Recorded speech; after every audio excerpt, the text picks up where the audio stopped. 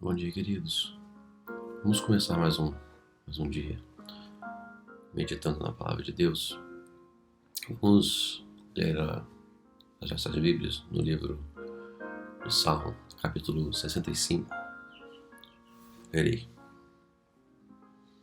A Ti, ó Deus, é dedicado todo o louvor em Sião, mesmo quando íntimos e silenciosos cumprem-se os votos diante de Ti.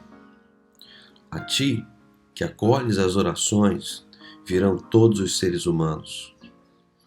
Quando nossos pecados pesavam sobre nossos ombros, Tu mesmo fizeste propiciação por nossas transgressões.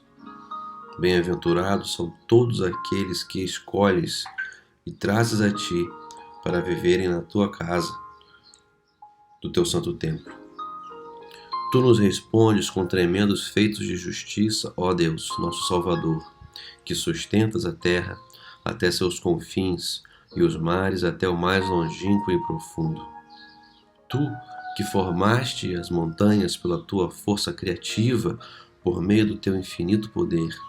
Tu, que acalmas o rugido dos oceanos, o bramido das ondas dos mares e o tumulto dos povos das nações. Temor por teus portentosos feitos despertas nos habitantes das terras longínquas e júbilo trazes aos habitantes dos países do Oriente e do Ocidente. Cuidaste da terra e a irrigaste, enriquecendo-a com cursos de água por ti abastecidos.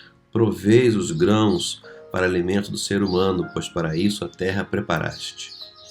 Regas teus sulcos, fazes por seus canais correr a água, como as gotas da chuva, e fazes germinar a tua e sua flora abençoas. Com tua bondade a cobres por todo o ano e abundância extravasa de tuas veredas. Pastagens brotam nos desertos e de júbilo se cingem as colinas. As campinas se revestem de rebanhos, os vales se vestem de trigais, viçosos e ecoam vozes uníssonas em jubilosos cânticos de louvor a Ti. Então todo ano era celebrado festa de agradecimento pela colheita, que era a festa dos tabernáculos, e todo ano era celebrada também a festa pela expiação dos pecados, que era chamada a festa da expiação, a festa pelo perdão dos pecados. Então aparentemente esse ano foi um ano especial desse salmo. Não há uma correlação específica direta, mas provavelmente foi algo que teve a ver com o evento narrado ali em 2 Samuel, no capítulo 21, no qual Deus deu, através de uma circunstância adversa, depois que eles venceram um período de fome grande, Deus deu essa colheita para ele. Mas eu queria meter algumas observações, e ser um pouco breve hoje, com relação ao Salmo em si.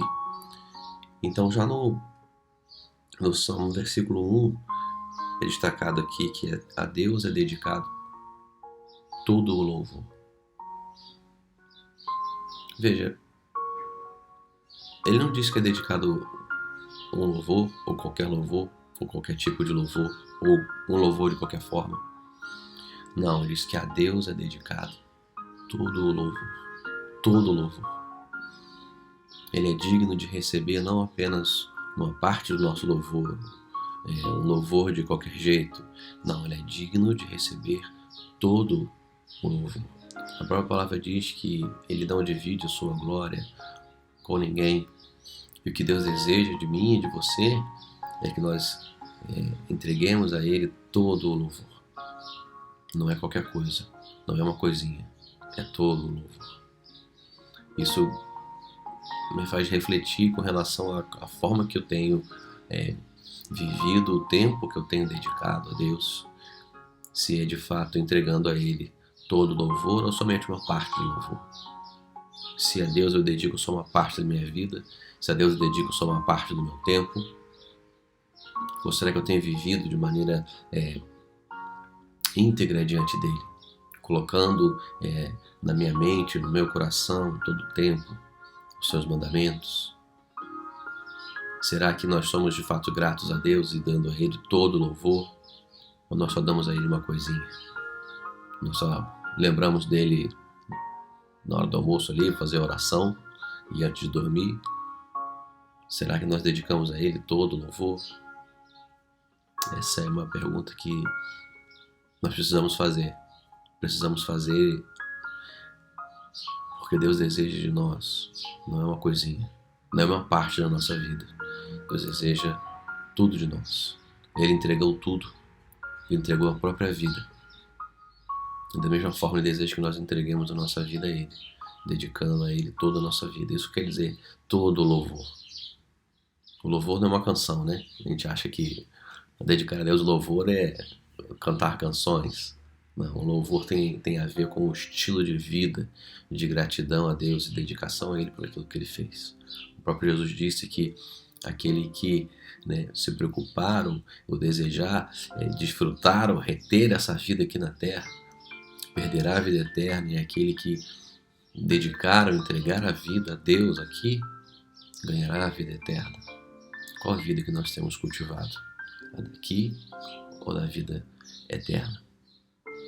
Mas continuando o Salmo. É dedicado todo louvor em Sião, mesmo quando íntimos e silenciosos cumprem seus votos diante de ti. É interessante isso aqui que ele fala sobre votos íntimos e silenciosos. O nosso louvor, a nossa obediência, a nossa gratidão a Deus, ela não necessariamente precisa ser extravagante, né? Ela não necessariamente precisa ser gritada para todo mundo. Ele fala sobre votos silenciosos, que são aqueles, o louvor ou os votos silenciosos, aquele que nós fazemos somente com Deus. E também íntimo, que é justamente isso. Somente nós e Deus sabemos. Vivemos numa fase hoje em que tudo, a gente é selfie, é rede social, é postar, é ser curtido, é ser admirado nas redes sociais. Mas a gente vê aqui sobre votos que são cumpridos, dados a Deus no silêncio e cumpridos no silêncio, na intimidade com Deus. Não é de extravagância que vive o reino de Deus. O santo, o piedoso, não é aquele que fica mostrando a todo tempo a sua obediência, a sua reverência a Deus. Na verdade, Jesus confronta isso com os fariseus, porque eles gostavam de orar em pé nas praças, aparentar santidade e religiosidade, mas por dentro eles eram sujos e pecadores e corrompidos de fato, tanto que Jesus compara-os a sepulcros caiados, que por fora está tudo pintado, tudo bonitinho, mas por dentro está podre. Então eu acho interessante isso, com relação a votos íntimos e silenciosos. Deus não deseja uma extravagância de que nós fiquemos gritando aí pelas praças ou pelas redes sociais o quão piedosos nós somos. Mas na verdade Deus é aquele que conhece o nosso íntimo, e esses votos que nós cumprimos a Ele não necessariamente precisam ser extravagantes, desde que sejam de fato cumpridos e obedecidos. Versículo 2 fala: a ti que acolhes as orações, virão todos os seres humanos. Aqui é uma oração, um versículo profético, na verdade, algo muito bonito. Tem duas coisas que a gente aprende aqui. Uma é que sim, esse Deus é aquele que escuta as nossas orações. Ele não é um Deus surdo, Ele não é um Deus indiferente, Ele não é um Deus distante, Ele é um Deus presente, na verdade. O próprio nome, um dos nomes é Emmanuel, é Deus conosco. Ele é um Deus que está conosco, Ele é nosso Pai, Ele é nosso amigo, Ele está presente e de fato Ele escuta, Ele acolhe as nossas orações. Muitas vezes nós podemos pensar que Deus não ouve, por talvez a resposta estar demorando, mas na verdade Deus tem um plano muito melhor do que o nosso, e cabe sim a nós orarmos e pedirmos a Deus, confiando de que Ele tem preparado o melhor. Ele sabe mais do que nós o que é melhor para a gente. Então sim, é aquele que acolhe as orações, e mais que isso, é dito aqui que a Ele, ou a Deus, virão todos os seres humanos. É interessante isso, porque aqui um salmo que foi escrito centenas de anos, ou milhares de anos antes de Jesus, e milhares de anos antes da expansão do cristianismo, né? Então hoje, boa parte da humanidade ela é cristã, né? Com todas as suas facetas, seja protestante ou católico ou outra coisa. Mas hoje você fala de Jesus, é um ponto passivo, né? Todo mundo reverencia a pessoa de Jesus, de alguma forma ou outra, deturpada ou não, mas todo mundo conhece esse Jesus. Você fala de Jesus e você tem um ponto comum. E é curioso isso, porque é justamente aquilo que Salmo está dizendo aqui. A ti virão todos os seres humanos. A expansão do Evangelho, o crescimento e o conhecimento de Cristo e da sua bendita palavra, elas de fato tomaram amplitude mundial. E é uma verdade que nós lemos aqui. Então, continuando, o versículo 3 diz: quando nossos pecados pesavam sobre nossos ombros, tu mesmo fizeste propiciação por nossas transgressões. Então, como é que era aqui nessa época, né? Então, como eu falei, ocorre aqui a celebração da festa da expiação, da festa do perdão dos pecados. Então, todo ano, o sumo sacerdote tinha que ir lá sacrificar um animal, pedindo a Deus perdão pelo próprio pecado e pelo pecado do povo. Então, um animal tinha que ser sacrificado para isso, né? Então, já simbolizando a morte de Cristo na cruz. Mas aqui é interessante, o salmista, mais uma vez, ele profetiza, ele olha para o futuro e ele vê que é em Cristo, porque ele diz aqui que o próprio Deus é aquele que faz a propiciação, fizeste, né, a propiciação por nossas transgressões, os nossos pecados. Então, justamente isso, quando nossos pecados pesavam sobre nossos ombros, o próprio Deus, ele fez a propiciação pelos nossos pecados em Cristo Jesus. Hoje não mais, para aqueles que estão em Cristo Jesus, o pecado não pesa mais sobre os ombros, porque nós confiamos e depositamos a nossa fé, a nossa vida, a nossa esperança em Cristo, aquele que fez a propiciação pelos nossos pecados, e não mais precisamos celebrações de festa, sacrifício de animais, porque o sacrifício perfeito foi realizado naquela cruz, e hoje nós temos livre acesso ao Pai por um novo e vivo caminho criado por Cristo Jesus, e por Ele e através dele nós temos livre acesso ao Pai, e não temos que mais carregar o peso do pecado em nossos ombros, porque Ele levou sobre si os nossos pecados. E isso aqui já é uma palavra profética em Salmos, de algo que iria acontecer, de fato aconteceu. E no versículo 4, continuando, ele diz: bem-aventurados são todos aqueles que escolhes e trazes a ti para viverem na tua casa ou do teu santo templo. Então aqui, mais uma vez, a maravilhosa graça de Deus, a gente vê isso espalhado por toda a Bíblia. Ele diz aqui que bem-aventurados ou felizes são aqueles a quem Deus escolhe. Veja, a salvação ela não vem por obras ou não vem por mérito humano, não é porque eu sou bom, porque eu sou melhor do que alguém, é simplesmente porque Deus escolhe. Deus não escolhe pessoas boas, Deus escolhe pecadores. Ele salva, Ele liberta, Ele transforma pessoas. Então Deus não escolhe por conta de um mérito, por conta de uma bondade inata que talvez exista. Na verdade, a própria palavra diz que todo homem é mau, todo homem foi corrompido pela semente do pecado. Então a salvação ela vem por uma obra de graça e misericórdia de Deus, que, como nós vemos aqui, Ele escolhe e traz a ti, não é isso? Bem-aventurados são todos aqueles que escolhes e trazes a ti para viverem na tua casa.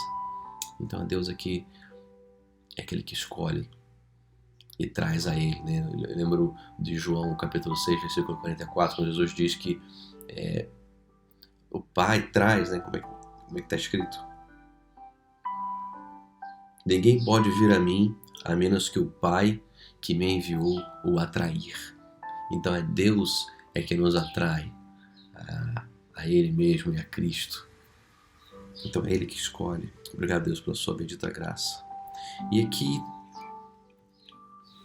do versículo 5 até o versículo 10, praticamente, nós temos uma amostra do poder e da soberania de Deus.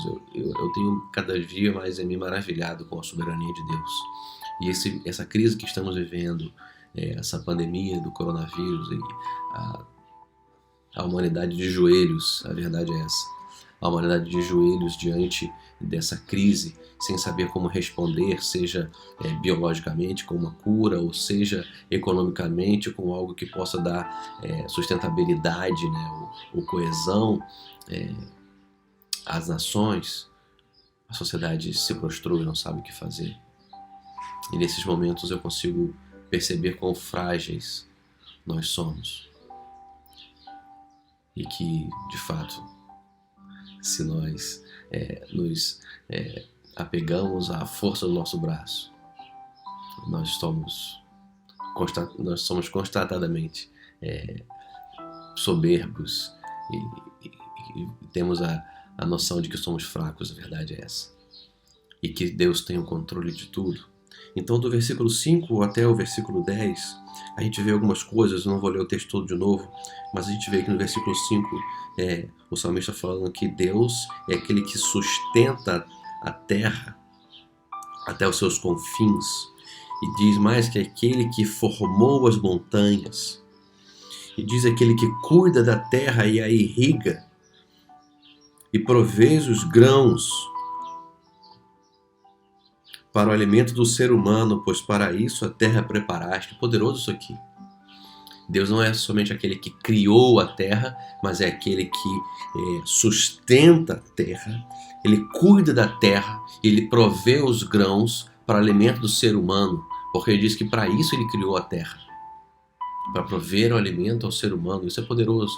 A gente vive num momento onde ou as pessoas não creem em Deus, ou tem uma ideia de Deus que, como se Deus tivesse dado corda no mundo e tivesse ido embora. Como se Deus não tivesse o controle, Deus não fosse soberano sobre a terra, sobre a humanidade e sobre o que acontece. Então a gente vê aqui que Deus não só é aquele que criou a terra, ele deu a forma. Ele diz aqui, né, no versículo 6, que formaste as montanhas. Não apenas isso, mas ele sustenta a terra com a sua mão. Se os elementos que compõem a Terra, vamos dizer que vou ater ao nosso sistema solar, né?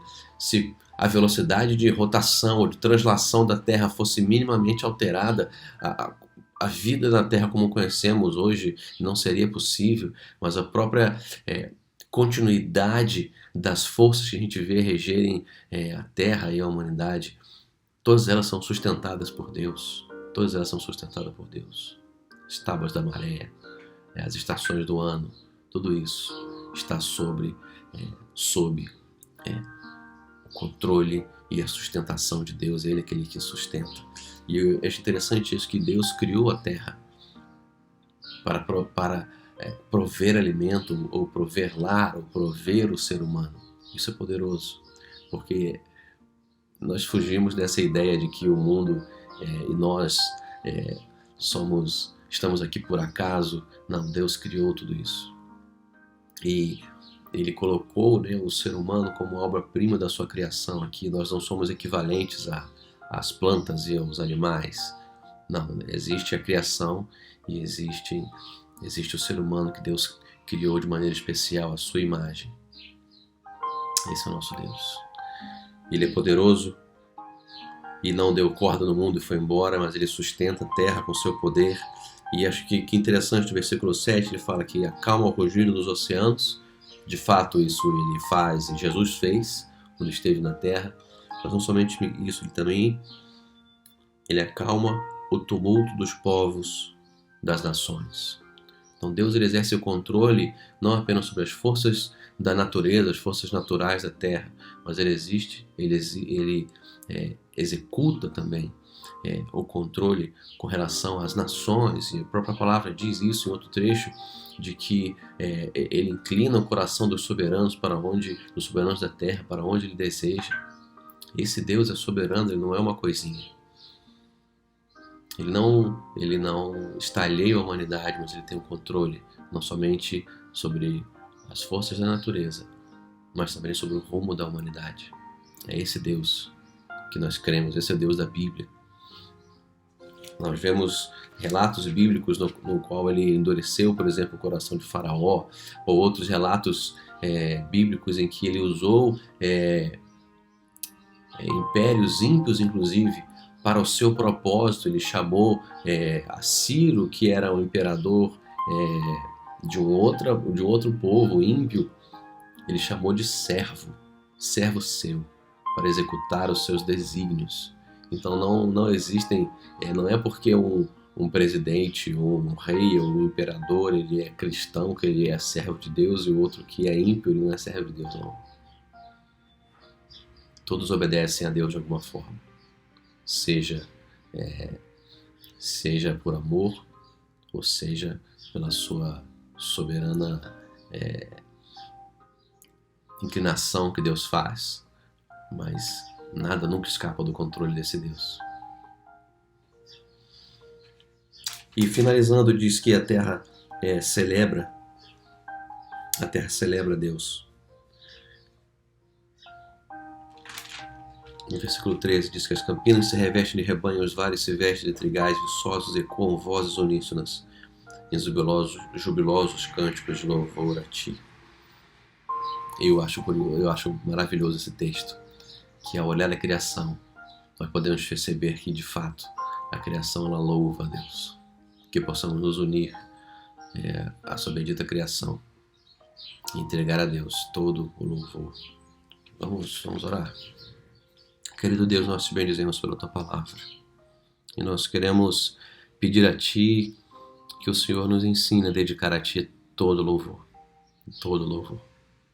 não apenas uma parte da nossa vida, não apenas um louvor qualquer.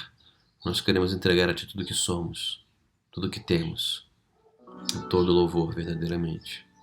Pai, nós te agradecemos porque o Senhor é aquele que nos escolhe. Não é porque nós somos bons, não é por nenhum ato de bondade que tenhamos feito, não é por obras de misericórdia que nós, porventura, tenhamos desempenhado, mas o Senhor escolhe mediante a sua maravilhosa graça, Deus, e misericórdia. O Senhor escolhe pecadores, o Senhor escolhe pessoas fracas, o Senhor escolhe pessoas debilitadas, pecadores, para ti. E o Senhor, pelo seu sacrifício na cruz, o Senhor faz a remissão dos nossos pecados, perdoa os nossos pecados, nos chama para ti, para que possamos habitar na tua casa, Deus. Nós te bendizemos por isso. Pai, nós te agradecemos porque o Senhor não é um Deus ausente, o Senhor não é um Deus distante. A palavra diz que o Senhor é o Deus Emanuel, o Deus conosco. Obrigado porque o Senhor é um Deus pessoal que se relaciona com seus filhos, com suas filhas. Nós te bendizemos por isso. O Senhor não é um Deus distante que deu corda no mundo e foi embora, mas o Senhor é não apenas aquele que criou toda a terra, todo o universo, mas o Senhor é aquele que sustenta essa terra, esse universo com as suas mãos. O Senhor é aquele que acalma o bramido do mar. O Senhor é aquele que provê, Deus, a semente. Não apenas isso, mas o Senhor acalma também o tumulto das nações. E é isso que nós queremos, Pai, especialmente hoje, pedir a Ti, Deus. As nações estão, Deus, agitadas. A crise do coronavírus e crise racial que estourou, Deus, essa semana tem deixado o mundo agitado. Nós queremos pedir a Deus, Pai, a Ti, tem misericórdia de nós. Tem misericórdia do nosso país, tem misericórdia da humanidade, Deus. Muito facilmente, Deus, a linha entre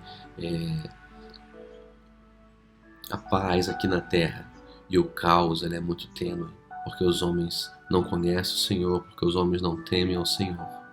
Tem misericórdia de nós, Deus. Faça com que essa crise passe, Deus, o quanto antes. Que possamos aproveitar, Deus, esse momento para entender quão soberano o Senhor é e quão frágeis nós somos. Mas livre-nos desse mal, Deus. Faça com que abrevie esse tempo para que nós possamos estar mais uma vez próximos daqueles a qual nós amamos e temos nos distanciado nesse período. Perdoa nossos pecados. Aproxima-nos de Ti. Aproxima-nos de Ti, Deus. Faça com que essa crise acabe logo, Deus. Tenha misericórdia de nós. Acalma as nações. Fica conosco. É o que nós oramos e agradecemos. Em nome de Jesus. Amém.